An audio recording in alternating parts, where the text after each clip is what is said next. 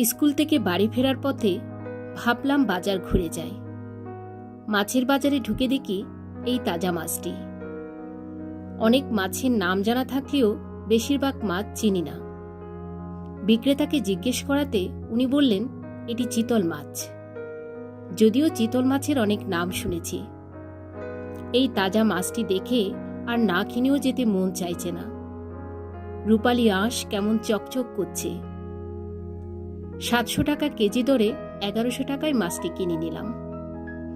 এর চেয়েও বড় একটি মাছ ছিল, 2 কেজির থেকে বেশি হবে। ব্যাগে দেখি অত টাকা নেই। বড়টি কেনার ইচ্ছে থাকলেও এটি কিনতে হলো। ভাবলাম বাজার থেকে কেটে নিয়ে যাই।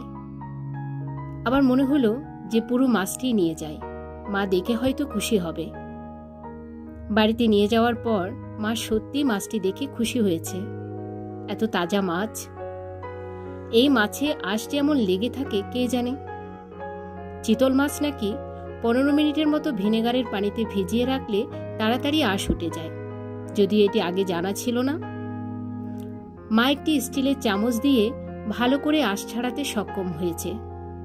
সময় একটু বেশি লেগেছে, কিন্তু খুব সুন্দরভাবে আঁশ উঠে গেছে। চিতল মাছের পেটি নাকি খেতে খুব ভালো হয়, যদিও কখনো খাওয়া হয়নি।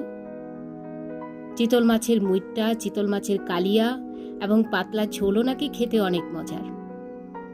মাকে বলেছি পাতলা ঝোল করার জন্য, এত ঝুট ঝামেলায় না গিয়ে। দেখা যাক খাওয়ার পরে আসলে স্বাদটা কেমন হয়।